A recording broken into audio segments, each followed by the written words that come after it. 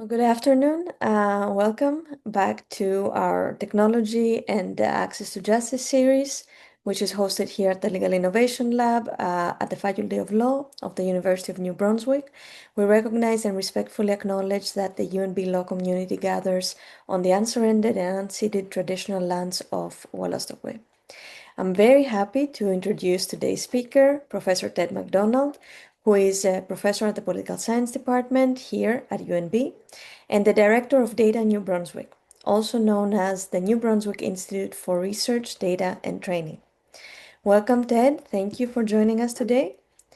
A couple of words before I give the floor to Ted. A couple of words about the New Brunswick, the Data New Brunswick Institute, the Institute for Data for Research, Data, and Training, and about this talk. The institute was established in 2015 through the collaboration of different New Brunswick government departments and facilitates effective research and decision making by providing access to secure, privacy-protected data and other resources. Now, today's talk focuses on the principle of collect once and use many times, a principle that is critical for the design and the redesign of data systems, and specifically making the case for the collection and use of justice data and how justice data can inform public policy. Ted, thank you for agreeing to present and to discuss your work here with us. You're also you also agreed to give the last lecture for the season. Thank you for that, and you'll have approximately 35 to 40 minutes to present, and then we'll have time for Q&A. Great. The floor is yours. Yep. Thanks very much for the invitation. And if people are comfortable, if you have a question along the way, please just stop me and we can talk about it. Otherwise, there will definitely be time at the end for some questions, and happy to hear your comments, reactions, and suggestions as well. So I'm going to share screen, and that's okay. We can see it. Good. Excellent. Okay. So yeah, all of our branding is NB-IRDT. We are officially renamed DataNB, but we're waiting for UNB Communications to actually start the brand changeover. So I'll use those interchangeably. And oops. So just as a quick outline for today, I'm going to start with some definitions, some basic terms and concepts that many of you are going to be familiar with, but I just want to make sure that we're on the same page there.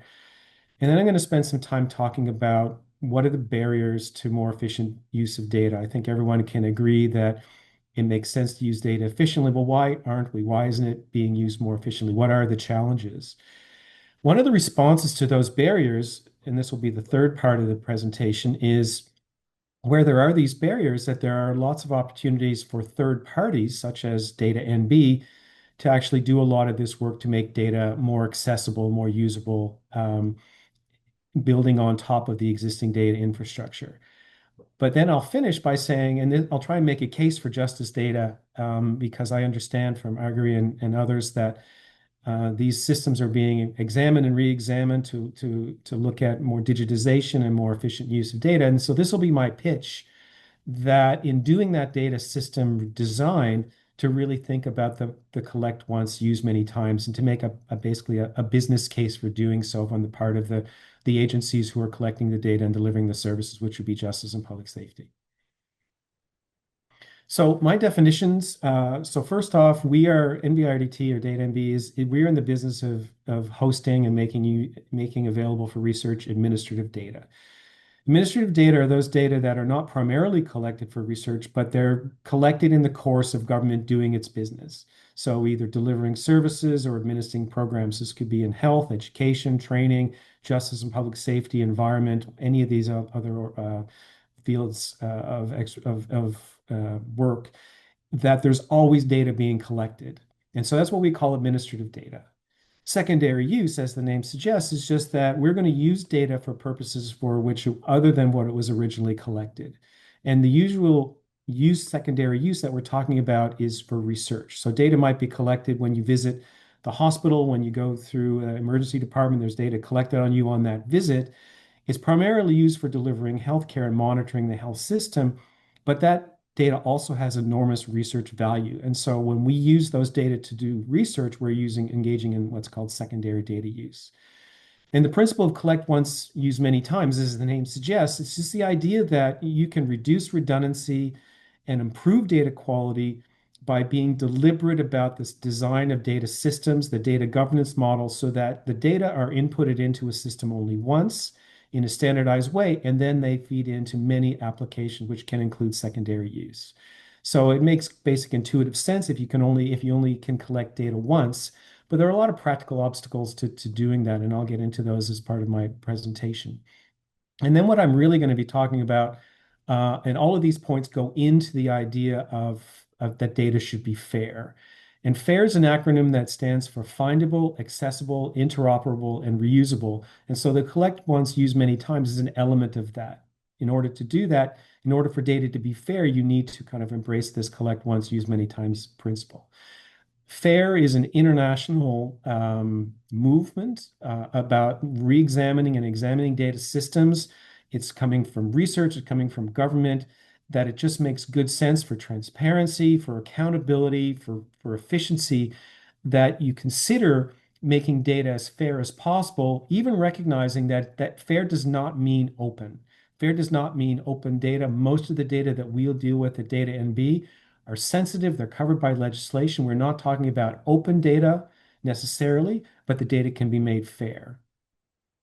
But just to start to frame how difficult this is on a practical level, I know we're sort of focusing on justice data, but here's one illustration of what we deal with on the health side. So this is a schematic that describes the data flows in the New Brunswick health system. And you can see it's meant not to be easily understood. You've got arrows connecting all over the place. Data are collected in hospitals and clinics. They're going into RHAs. Lab information is going back and forth. Physicians are viewing the lab information. They have their own EMR, the electronic medical record. The Department of Health is collecting some of this information, not all. Pharmacists are providing services. Some of this goes to researchers, some of it goes to a research data center, some of it goes to a patient. You've got genomic data, you've got wearables. It's an extremely complicated system. And this is just the health system. And probably more than any other sphere, resources have gone into trying to improve the health data landscape. When we talk about justice and public safety data or data on social development, income support, children in care, and so on, or education data, it's much less advanced and there's much less investment in that. But even with all the investment that's gone into the health system, it's still very complicated. And this is going to be one of the reasons why it's challenging to make data fairer. And so right at the top there is the Research Data Center, and I'll talk about that, our role, in just a minute. So why isn't it easy to make administrative data fair? Well, first and foremost, administrative data, unless they are actually public use to begin with, like publicly accessible, where there's no person level information, you need to have some sort of authority to do that. To collect, to store, and to access administrative data is going to be covered in some piece of legislation, sometimes multiple pieces of legislation. So if you're going to use data for secondary purposes, there has to be some authority that allows you to do that.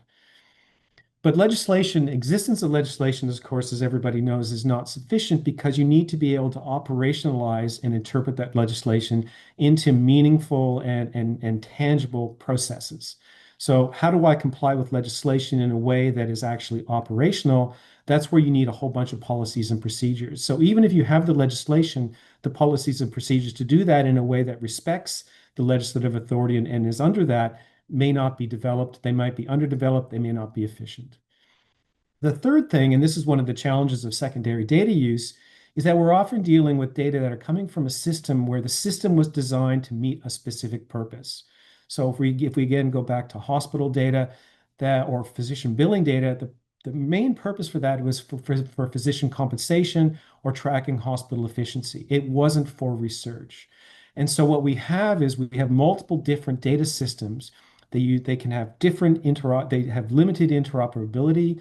They can be limited in the information that they're collecting, and they don't talk to each other. And so this is yet another challenge. Even if you've got the policies and procedures, you're going to have technical challenges in terms of the data systems because these were never designed with the idea of collecting once and using many times. And what we found, experienced this at NB-IRDT over and over again, is that the data sets that we are getting, there's no documentation on them. When we talk to people and say, can you tell us what's in this data set? Sometimes we'll hear, we're not really sure what's being collected. It was set up to collect data on the delivery of a program, but we don't have anything in the way that will tell you what's actually in there.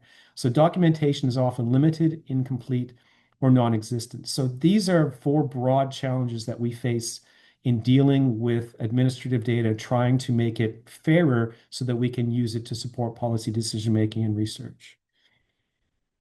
And that gets us to, well, a lot of that, it's not going to be done by the government agency collecting the data. They have a lot of other priorities to do. They have limited budget. They have limited scope to do this. So one of the main approaches that's been undertaken in Canada and many other jurisdictions is to work with third parties to be able to make data fairer. And then what I've called this is retrofitting data. So there's different ways that this happens in Canada. And basically the starting point is under what is there legislative authority to be able to use, to collect and use and do all this data improvement when it comes to secondary data. So I'll give you a few examples. One of them, if you've ever worked with Statistics Canada or you've used Statistics Canada data, a lot of what Statistics Canada collects when you fill out the census forms, when you fill out the Canadian Community Health Survey, a lot of administrative data comes under the Statistics Act. So the Statistics Act gives Statistics Canada the legal authority to receive federal, provincial, survey, census, and other forms of data and make it available under the Statistics Act for research. Another way to proceed is you can actually define an entity as a prescribed entity in legislation. So I've given you a few examples there. CIHI, Canadian Institute of Health Information, or Institut de la Statistique Québec, ICES in Ontario, and in New Brunswick, New Brunswick Health Council is a deemed prescribed entity. They have a clearly specified legal authority to receive certain kinds of data for a specific purpose. And the third approach, and this is the one that we have in New Brunswick, is you can actually have enabling legislation that specifically addresses research. And I'll go into that into more detail in just a second, but this is the approach that we have in New Brunswick, where NB-IRDT is not a prescribed entity. New Brunswick does not have a Statistics Act, but we do have legislation that specifically speaks to the use of data for research purposes. And that's the authority that NB-IRDT operates under. Well, how does this legislative authority actually working through a third party, how does this help make data fairer? Well, there's a few points here. One is when you work with an organization such as ours, or Statistics Canada, or CIHI, those organizations where their mandate is, for example, to support data access for research, we can develop specific pathways that are aimed at doing that. So our primary business at NB-IRDT is using secondary data for research. So our policies and procedures are specifically aimed at doing that as efficiently as possible. So we have specific data access pathways.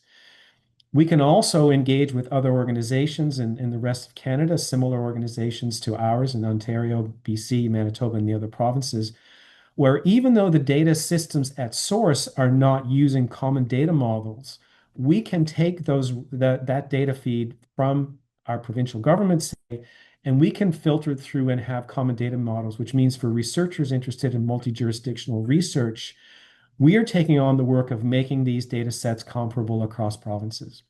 And that's one of the roles that we do as well. The third one is that, and we put a lot of effort into basically retrofitting these data sets to have better and clearer documentation. Documentation that makes it easier for researchers. And when I say researchers, I don't just mean academic researchers. I mean people where you need data and you have a question and you need methods to do that. That's what I think of as research.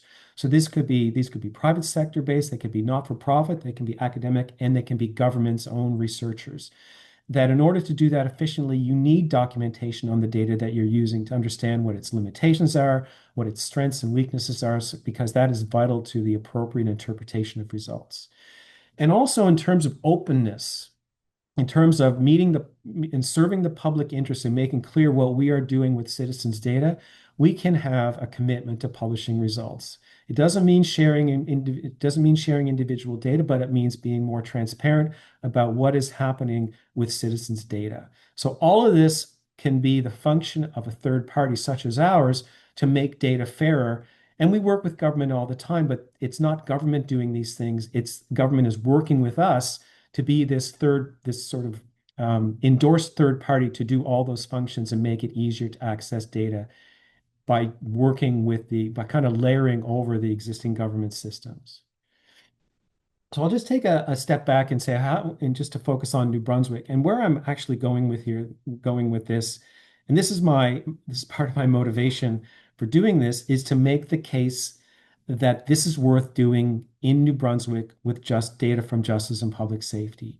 And so how are we allowed to do this in New Brunswick? Well, it has been a long pathway through for legislative authority. It began with changes to the FIPA, Personal Health Information Protect Privacy and Access Act in 2012 that allowed a research data center to be defined. And so we are a research data center in legislation. FIPA was then modified to use a person's Medicare insurance, the health insurance number that every one of us has, to be our population spine. So the data that we get are not inherently linkable at the person level, but there's a process in place to make them linkable. And that's based on the Medicare number. So Medicare number is it's a very sensitive piece of information. We needed authority to be able to use that for this purpose. And then, as I mentioned on the earlier slide, Bill 57 and Bill 29 passed in 2017 and 2019 under different governments. So working apolitically with whoever was in power to get this done. These were omnibus pieces of legislation that modified multiple other pieces of legislation to define a pathway for data to be shared for research purposes. So Bill 57 covered 10 or so, 10 plus, and then Bill 29 added a whole bunch of other pieces of legislation. So in New Brunswick, when it comes to those questions about, do you have the authority to do this? In New Brunswick, we have solved this question. This was an enormous amount of work on the part of the provincial government at the time to lay the foundation very deliberately to allow for access for research purposes. And this has saved us in an enormous amount of time, effort, and resources ourselves and government when it comes to identifying the legal authority to do what we do. But legislative authority is necessary but not sufficient. And the only way that we were going to be entrusted with the province's data, I might just stop there. I just saw a hand. Go ahead, go unmute and Hi, ask a question. Happy to sorry. take a question. Yeah. Hi. Actually am just wondering when the data is collected, is it anonymized? I know that people have concerns about their data being used, Yep. so Yeah, yeah. Okay. I'll come to that. Absolutely, it's very important that one of the principles is that you receive the minimum data necessary to answer the question. When Okay, it great. comes to research, we don't need to know who it is. We don't need to know a name or the actual Medicare number, and the safeguards are in place. That means that we can get data that are linkable and person level without identifying who it actually is. And this is where the policy and the privacy program comes into place that having the authority to get data is only the first step. We need a whole policy, a set of policies, procedures under a privacy program that will define exactly how we receive data, how we hold it, and how we make access to it, what we see, what researchers see in a way that is complies with legislation and is furthermore respects privacy and also builds in a public interest test, that this has to be for the benefit of the citizens in New Brunswick on whom data we're collecting.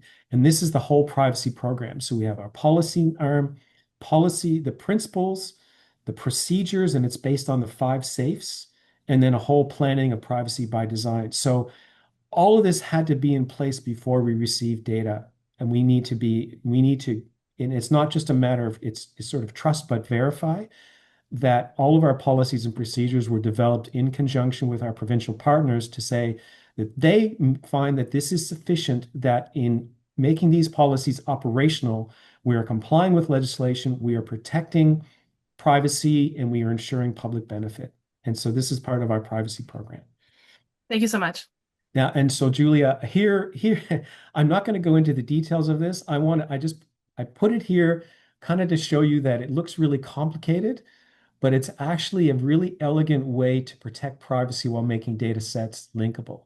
So I'm not going to go into the details, but basically what was co-developed with the Department of Health is a way that, and I'll just describe this in sort of high level, is that in order to do, say, look at say, if we take justice as an justice, public safety data, and education data, the question might be, what are the interventions in schools with kids in the K to 12 system that will make it easier for them to work, to move into employment, to move into post-secondary, and to avoid interacting with the justice system. In order to evaluate policies that can actually lead to better outcomes for people, we need to be able to link a student's education records and their health records and their social development data and their justice data. So how can we do that? And when you link these data sets together, it makes it even more sensitive. It makes it even more critical that privacy is protected, because the more pieces of data you have on a person, the more likely it is that you could, in theory, identify who that person is. And the solution that we came up with, and we're just following kind of national best practice here, is that if we've got justice who are giving us data, and education who are giving us data, and health who are giving us data, we are not allowed to see a person's name or their address or their Medicare number or a social insurance number. But those data are necessary to be able to put those data files together. And so the way that this works is that the Department of Health provides a function where they use our Medicare index, and they will do a match. And so they'll take a name and address and a birth date from a person, and say in the education system, they will do a lookup and find the person's Medicare number. And then they will match the Medicare number to our Institute ID, which is everyone in New Brunswick has a random Institute ID. And then that will create basically a population spine. And then the Department of Health, who do this function, will not see any program data. The disclosing government departments, or it could be a not-for-profit who are disclosing program data, they do not see the Medicare number. And what we get is a spine that allows us to link the files without any identifying information. So it's an elegant solution, because if we've got three parties who have data, none of the three parties actually have all the information. And in that way, it provides that level of security. However, so what the data we get are pseudo-anonymized, which means it's person-level data. In theory, you could identify someone if you know something and if you know enough about them. So, we have detailed person-level information, and that's why we have the policy safeguards, the IT infrastructure, all the policies, the procedures, the infrastructure, the software to protect and to ensure and so the role that we take on is ensuring that minimum disclosure of data necessary to answer a question. So this crosswalk file is just part of this underlying infrastructure that tries to balance the need for data to do meaningful policy analysis and evaluation with protecting privacy. Also, an important part of what we have here, we have master data sharing agreements, and this goes back to the efficiency. So we have signed master data sharing agreements with a number of organizations, one federal organization, IRS, Immigration, Refugee, Citizenship Canada, and 5 different provincial government departments. So my little acronym, my little icons there, we have signed master agreements with health, social development, education, post-secondary education, training and labor, and environment and local government. And what these do is say, okay, every data set that we get will be received and processed and accessed the same way, following the same safeguards, so that every individual data set is just a disclosure schedule. And this has all been worked out. Justice and public safety is not here, and we're hoping to work with them and continuing to work with them to add justice data to what we have. And because when you think about, and I'm going to come to this in a second, really a lot of what we do is to look at whether programs work or not. And because people don't live their lives in government silos, and government data are often siloed within and between departments, we need to be able to link health and social development and justice and education and training data together. And so justice is a critical link here. And this is part of my motivation for doing the talk today, is say, this can be done in a way that ensures public benefit and protects privacy. So from a very modest beginning in 2014, the Institute was officially launched in 2015 with one data set. We now have more than 100 person level linkable data sets. We have never had a data breach. We have transparency in terms of everything we do. We have newsletters and policy reports, and we're working actively with multiple government departments. So it's gone from modest beginnings to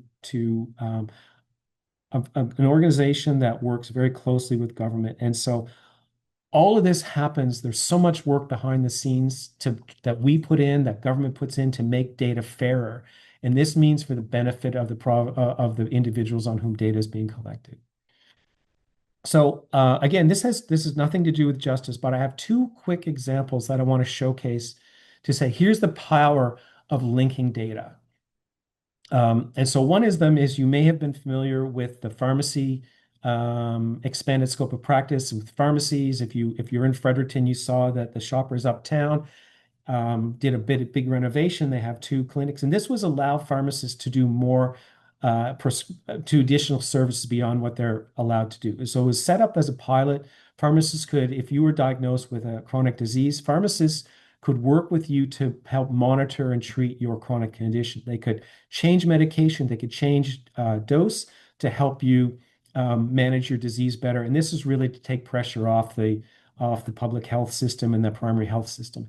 But in order to evaluate whether this worked or not, we needed to be able to link data on who was going to the pharmacy to get services, what were they getting services for, and link to whether you were using eVisit NB, whether you're going to the ER, you were using telehealth, your prescription drug costs. And all of this was done to say, does this model work? Does it deliver better care? Does it reduce cost? Does it improve efficiency of the health system? And the only way you can do that is through data linkage. So, Rochelle, I see you have a question. Thanks. Sorry. I assume this is probably an obvious question, but can you do familial links as well? So based on Yes. in justice, I think about one of the things I've certainly read, and I never know if it's ever has New Brunswick data, is if there's a family breakdown, if you have parents experiencing what the outcomes are for their children, that there's a lot of social research on that. We can do that, although with some error. Basically, what we use is that with Medicare, there is a family grouping. So we can see who's in a household for Medicare purposes. And so we put a lot of time and effort into trying to do a match to ensure that we can see who's in a particular household. If people move and the information, their address is not updated, then we're not going to see that there's been a change in the family composition just with that. And that's where we need to bring in layered data. So for example, we're shortly going to be receiving data from social development on the NB case and NB families. NB families identifies children who are in care of social development. So the more pieces of data that we can link together, the closer that we can get to identifying who's actually in a household, was there a dissolution of the family unit, and to track the outcomes. So we can do reasonably well, but there's still errors because the data systems that we're relying on don't actually have that updated in a systematic way. So we're doing kind of the second best. But I agree, it's really important to see who's in the household, to link the experiences and exposures of the parents and the children and the environment to look at those outcomes. Thank you. Okay, second example, we all know that there are ongoing skill shortages. What we have been able to do is we are linking K-12 education data from universities, community colleges in New Brunswick, and occupation data on regulated occupations, as well as immigration data to look at transitions from education to training to employment. And so we work a lot with post-secondary education, training, labor to say, of all the people who's going into an RN registered nurse program in New Brunswick, if you finish that program, are you working in New Brunswick at all? If you're working at all, are you working as a nurse? If you're working as a nurse, where are you working? And if you're working as a nurse, say in the hospital system, what affects and when, how long are you working? When do you leave? Why do you leave? Is it related to your own personal experiences, mental health, for example, workplace conditions? In order to answer those questions and understand skill shortages and how, whether investment in higher education, more spots in nursing, as nursing programs, or looking at workplace conditions, and to understand that, you again need to be able to link all these data sets together. And so in this case, this is what we've done.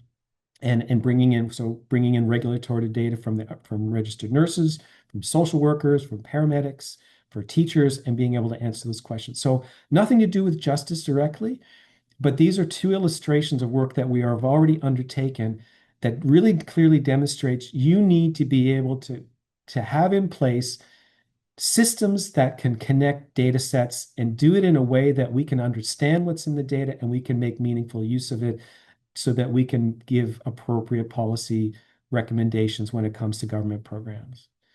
So now, what has this got to do with justice and public safety? As I mentioned, we do not have justice and public safety yet. We're data yet. The more the more investment that goes into updating, reforming, digitizing data systems in the civil justice system and the criminal justice system, the more that we can do value added when it comes to understanding policies.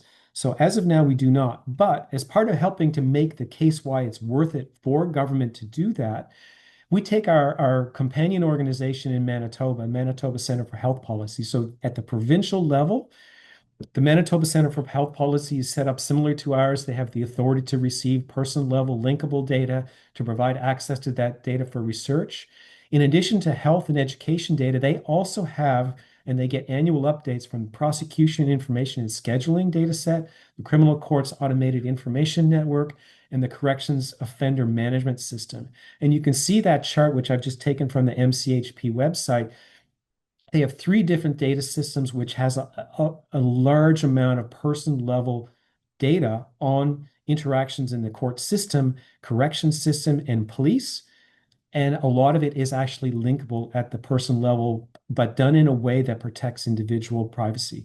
So just as an emphasis that we and Manitoba Center and the other provincial data centers, we are not about providing data back to an individual or providing data back to government on an individual. Everything we do is using pseudo-anonymized data, and what we report is aggregate. So we cannot communicate back on an individual. Everything that we do goes through a privacy check. So it's very much about research, policy relevant research. So Manitoba is one of the leading organizations in the country where they've integrated justice data from the provincial government. What have they done with it? Well, this is one poster that they've done. And what they look at is children in the child welfare system and their interaction with criminal justice. So to be able to answer these questions at a systematic way, so not anecdotal evidence, not qualitative, but at a population level, they've linked data on children in the welfare system with subsequent interactions in the criminal justice system. And they found some really worrying results. 2/3 of those children in the child welfare system don't graduate from high school, and they are more likely to be accused of a crime than to complete high school by their 21st birthday. This is population level data. This is not anecdotal.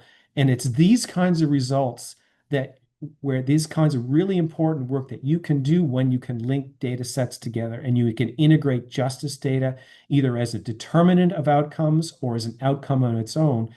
And this is the kind of powerful work that you can do.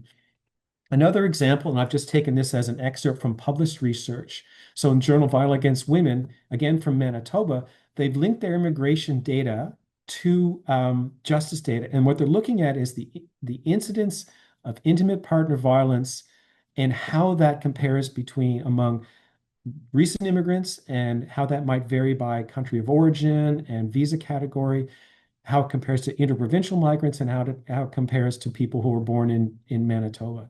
So the understanding the determinants of intimate partner violence, to be able to see how that is varying as our population changes because of immigration and migration from other provinces. To be able to answer those questions, you need to be able to link these data sets. Now, at the federal level, and I think a lot of people do not know this, there's an amazing amount And I might just add that you might actually be concerned. This might elicit some concern from people that under the Statistics Act, Statistics Canada has taken tax data, person-level tax data, National Ambulatory Care Reporting System, so this would be visits to the ER, hospital records, immigration data, and they have linked at the individual level data from the Integrated Criminal Court Survey and the Canadian Correctional Services Survey. So these are administrative data files that are reported to various agencies and then shared with Statistics Canada. And Statistics Canada does this linkage. This linkage actually is done by a very specific unit within Statistics Canada. As far as I know, these linked data are not available to CSIS. These are for research purposes. But the authority to do this is under the Statistics Act. So they have at the national level, this is Canada-wide, linked those data sets. They're called surveys, but they're actually administrative data. So, and layered over all of this is what's called the Canadian Research Data Center. So in terms of making data fair, Statistics Canada works with CRDCN, and I'm on the board of CRDCN to make this operational in a way that gets researchers access to data, but in a way that protects privacy and makes it easier and facilitates that data access so that it doesn't get bogged down in years of paperwork. And this is through CRDCN. So I've just taken 4 papers that used Statistics Canada data, and you can see it's a variety of topics. So evaluating mandatory minimum sentencing and its effect on sentencing distributions. Police encounters for behavioral health related reasons in rural and remote communities.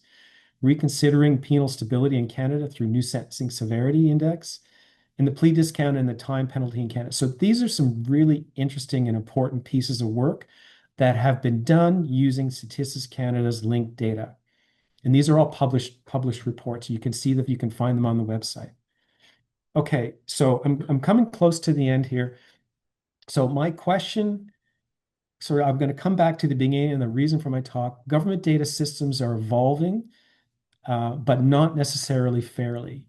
And so my question, and the question I'm going to try and answer based on all of that work that I've presented to date is, well, why should they? Why should government itself care about investing in making data more findable, accessible, interoperable, and replicable? Well, first, it's going to improve their own efficiency. I don't know how much duplication of the effort there has been that I have been witness to within government departments because the data systems, when they were designed or redesigned, were not done in a way that makes them replicable.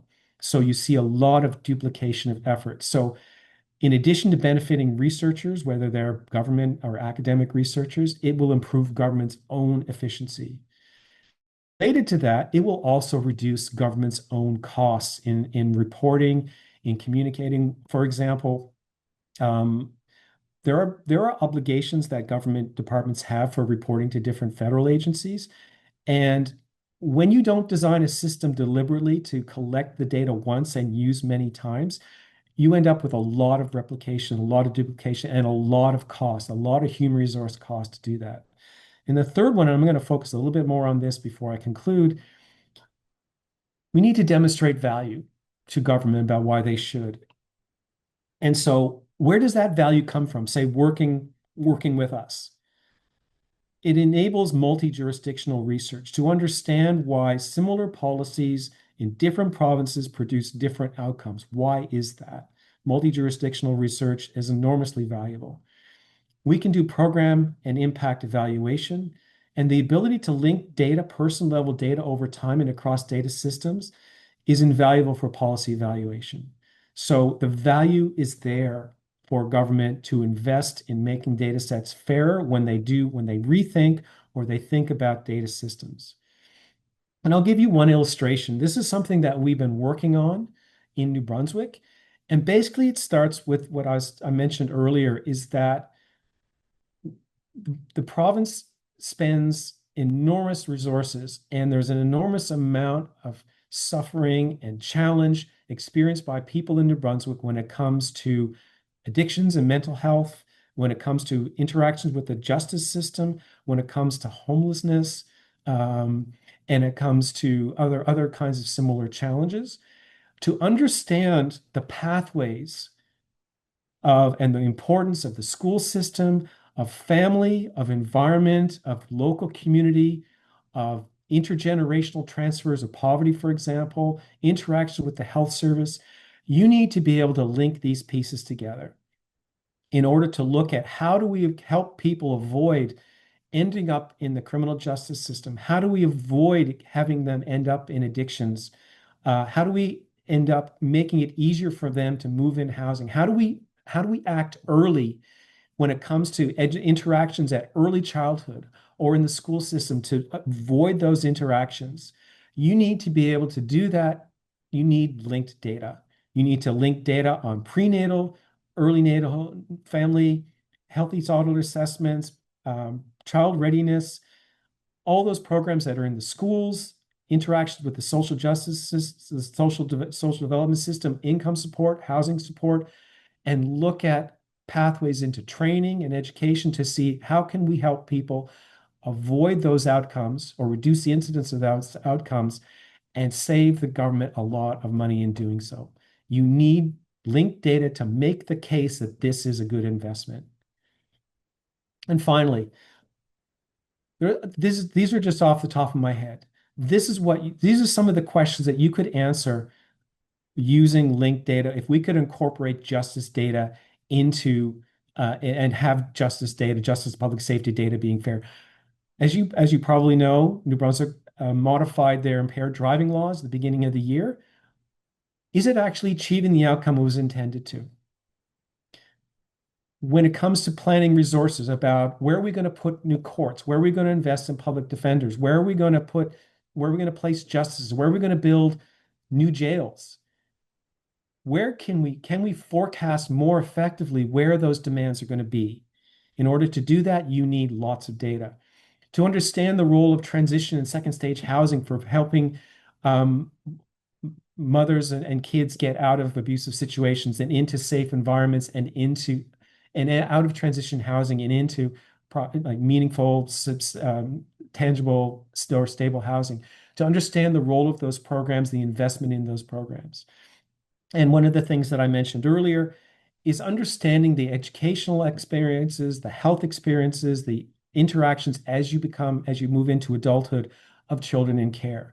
Again, you need linked data to be able to do that. And so finally, it's worth making the investment. And it's as much as we as third-party organizations can do, there's a lot of retrofitting that happens. If you can invest at the point of system design, it is by far the most efficient way to do it. So if you're looking at modifying, updating, modernizing, digitizing justice system data, build in FAIR at that point, and it's going to pay for itself. Collect the data once, use them many times. The case is there, the mechanisms are there, the support is there. That's my pitch, and so I'm gonna stop sharing there, and I hope I have convinced people. Thanks very much. Wonderful. Thank you, Ted. Well, you've convinced me, and I have a couple of questions, but want to open the floor for questions of our participants. First, you should feel free to either unmute yourself, turn on your camera if you want. If you prefer to add a question in the chat, I'll read it so that everyone feels comfortable. Stay, please.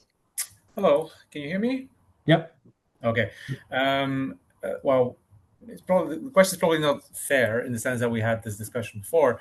But how do you see, like in the context of fair and linked data, the generation of synthetic data, is that I can see like very technical issues that are coming up as well. So what is your point of view on that? Yeah, well, thanks for the question. What I didn't go into any detail on is how we host and make data available. It's a pretty cumbersome model. It's a closed air gap network. You have to be on site in one of our locations. People complain all the time about the time it takes to get access to the data, to the cost of doing so. And that's because people are getting access to the actual original data. So pseudo-anonymized, descriptive identifiers, modified so that if you don't need to see a full birth date or a 6-digit postal code, that's the role that we play. But because it is the most sensitive kind of data, we have a lot of requirements in order to get access to the data.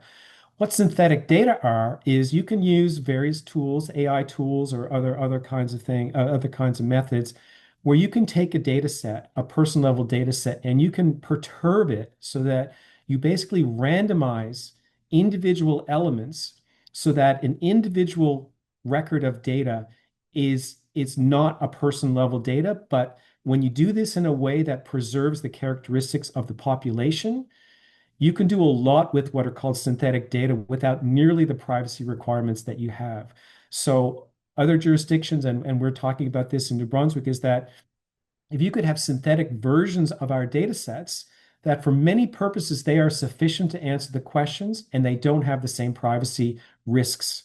So, and you can use some pretty cutting edge software tools to do this, so that if I can use a data set that is synthesized, that will give me aggregate answers, which are the same as what I would get with person level data, you don't need individual actual data. And the safeguards, although there still have to be some safeguards, like, you have to ensure that you can't reverse engineer a synthetic data set, but you can do this. So it's all about providing data in a way that helps to answer challenges but preserves privacy. So you basically privatize, you anonymize the data set to the level that is required to answer the question. Can I ask a follow-up question? And so the link, so like a certain data set in itself can be very informative, and there will be internal relations. But you made a good case there that everything actually should be linked together, and there's like one thing that's always correlated with another. So is that would you recommend that the synthetic data generation is then also done on that linked level, or do you think that is one step too far?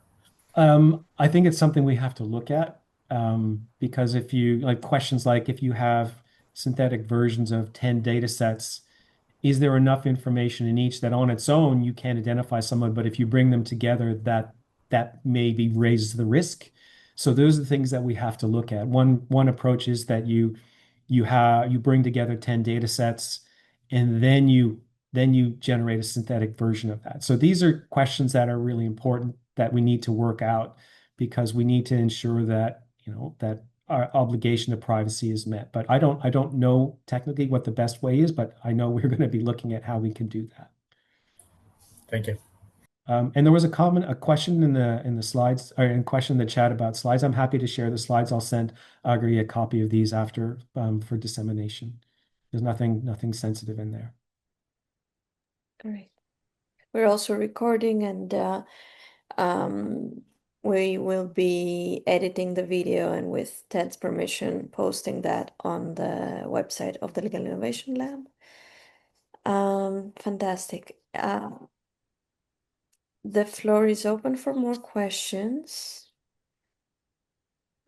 If no one is ready yet, may I jump in and ask, how do you define research in your institute? So who is the researcher? Who is the average researcher that seeks access to this data? And whether you work only with UNB researchers or also with parties outside of UNB, and whether that makes any difference for you. I'm thinking about justice data in the future and the demands from law firms or members of the Law Society. If you have any idea of how to deal with those kind of requests. Yes. In terms of how I define research, I think sometimes research can be, I mean, different people will define it in different ways, but the way I define it is that you have a question and you need a scientific method to apply to that with using some data. It could be administrative data, it could be qualitative data, to answer a question. So the research, so sometimes there's a distinction made, legislatively between system evaluation, monitoring and evaluation, and research. But the way that we interpret research is that there's a question that needs methods and it needs an answer and it has policy implications. So that means that we are not limited. In fact, most of the work that we do is not academic. It's for government. Where you get into some interesting issues around maybe the question is the same, but does it matter who's asking the question? Does it matter if I'm an academic seeking access to data, but I'm funded by a pharmaceutical company? Does it matter that a government department is asking? And so all of those issues kind of will be factored into. So we have a standard kind of application process, but who's asking matters in terms of how our approach that we take. So every project has to have a public benefit. And so if we do work with industry, but we have to ensure that there's transparency in what the questions that's being asked, the results that come out of the research, so that it's clear that there's vetting on the way in, there's vetting about the project, there's research ethics that's required for every project. And that's vetting on the way out to ensure, in addition, that not just is everything comply with privacy and is properly de-identified, but what is coming out is actually not. So I guess it's easiest to define what is definitely not research in the way we operate. Market research isn't. So for example, I'll give you one simple example. If a pharmaceutical company asked us, okay, can you tell us which doctors in New Brunswick are prescribing my drug and who are and which are not? That would not get past ethics and wouldn't get past our government review process. So when it comes to, say, lawyers asking questions, or the justice system, or justices, or whomever, or organizations that work with these individuals posing questions, there is no restriction on who applies. But everyone has to meet the requirements that we have in place for, is it in the public interest? Is there research value to it? And is it going to meet research ethics? So it's less about it, and it's less about who's asking it, but it's very much about what are you asking and what are you asking for? Who's going to use this information? And so we very actively encourage, unless there are very specific reasons not to, that the results are published so that there is transparency in what's happening with the data. Great, thank you. Rochelle has her hand. It's very just almost a quick follow-up to what you just said. So in New Brunswick, things are small. So what happens, and this might be just an ethics thing, what happens if the question yields like 1? So where it might, as a result, be identifiable, although that wasn't the intention. Yeah. Would that get flagged? Yeah, so there's two, I guess, I'll answer that, but just before, I should also add that there are additional screening and safeguards when it comes to work on vulnerable populations, or anything to do with work on or about Indigenous communities has to comply with OCAP principles. There's a whole separate process there. So all those, anything that makes it additionally sensitive is part of the whole review process, the data and research committee review process, and the ethics. So when it comes to small counts, there's two ways that would be filtered out. One is initially, if a group or organization or a researcher comes to us and says, I want to do a project on this, we will look at its feasibility. And if what you're looking at, say, is an extremely rare disease, and there's only 2 people in New Brunswick, we can't proceed with the project. So it just doesn't go. If in the course of if a project is approved and you're in the lab and you're going through the work, and what you want to disclose is less than 5, it doesn't get disclosed. As part of the whole vetting on the way out, we ensure that we have disclosure rules, that there's no small counts, there's no residual disclosure. So there's 2 points where that would be caught, because absolutely we will never disclose anything that would, that's not aggregate information. And that's the trade-off with the, why does it take so long to get access to data? Why is it so complicated? Because you're getting access to sensitive data. These are not public use data sets.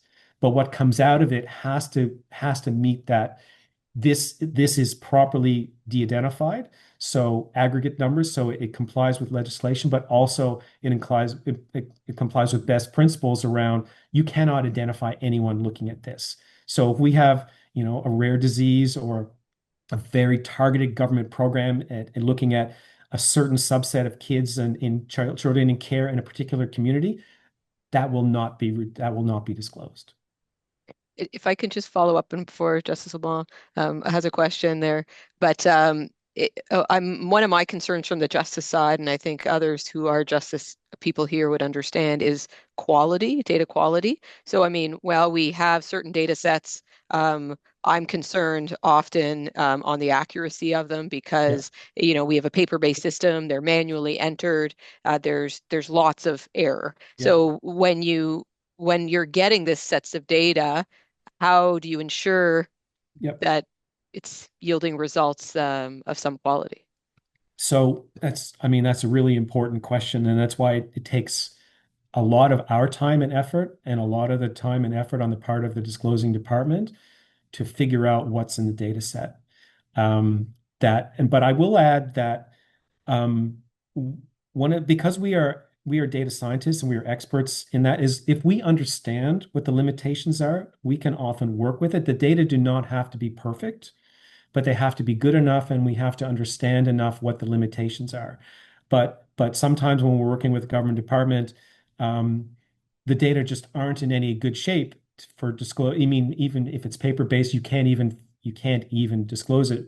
We've had seconded people to work within a government department to improve the data quality, to pull together documentation, to work on, validating data sets, because, underlying your question and something that everyone can appreciate, you have to understand the strengths and the limitations of the data. You have to understand who was excluded in data collection or who didn't reply if you're going to make meaningful inferences from it. And this is the working with flawed data is sort of been my life's work. But I also just want to, emphasize that data do not have to be perfect to have value. Thanks.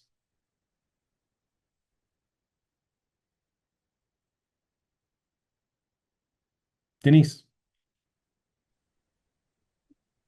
Justice LeBlanc, you're muted. This Yes. question may be premature because I don't think you have data from Justice and Public Safety right. yet, but I just want to wonder if you've turned your mind to who owns the data. There's certain data, and I know you've given examples of the kind of data you'd be looking to obtain, but there's certain data that the courts or judges would consider would be their data. Yep. And the Canadian Judicial Council has policies in place to determine what information or data would be owned by the courts or judges. So I'm just wondering whether you've turned your mind to that.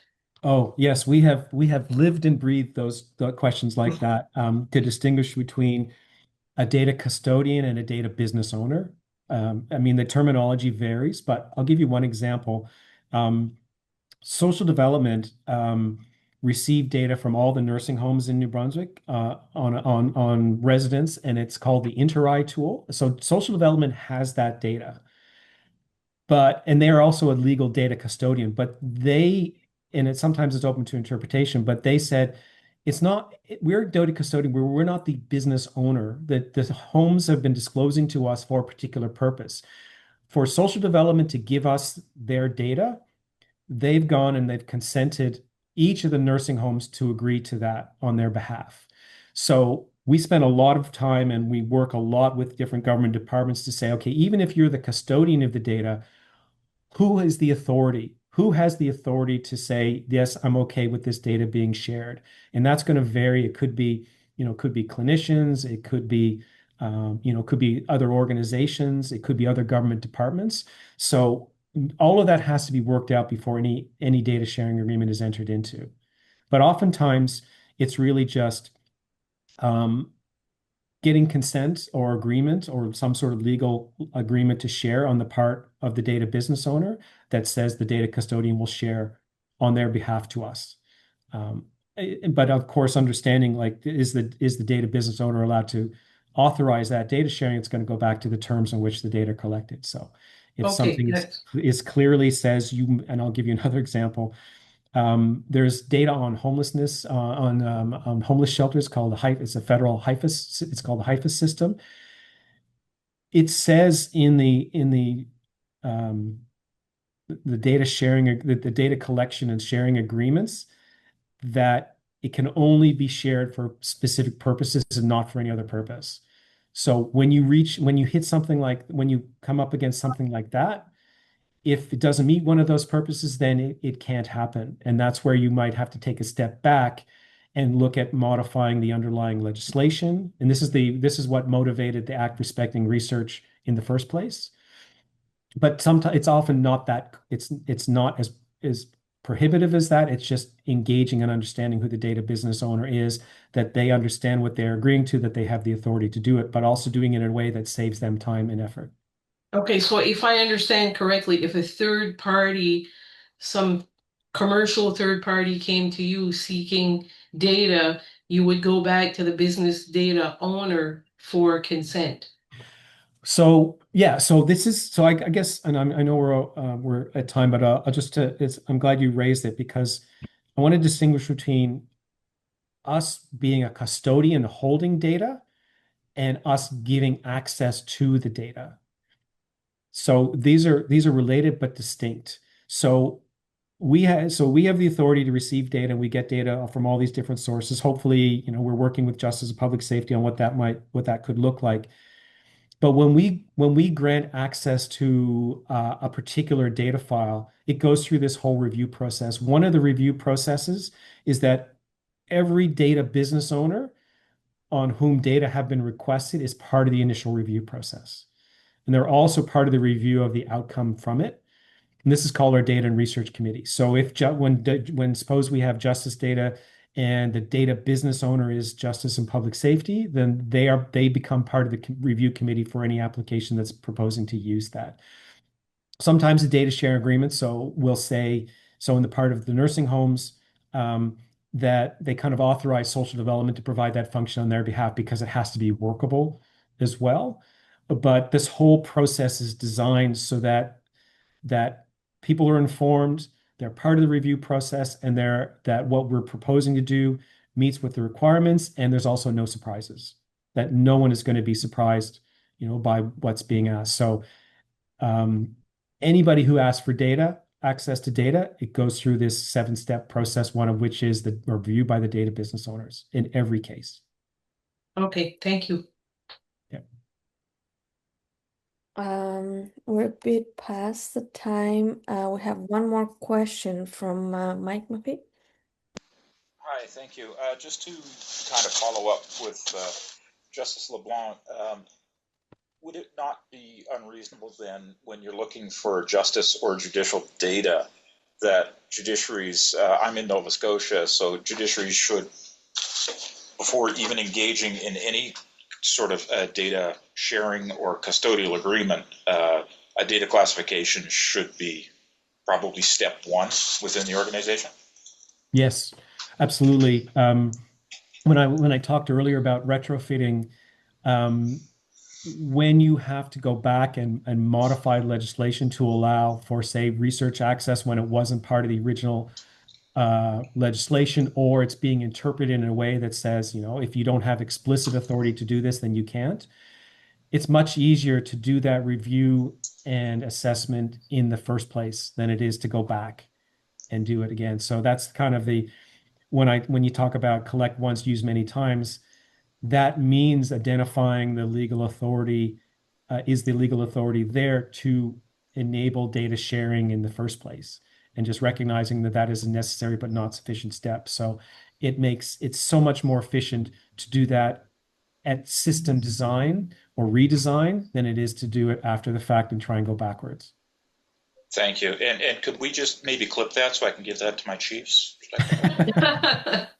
Absolutely. I've been emphasizing this point for a long time. It just makes so much sense. And so a lot of what we do is sort of it's not just saying, I can argue, hey, look, it's good value to do this, is actually demonstrating the value through these kinds of projects to say it's worth putting the investment in figuring this out. It will pay off after.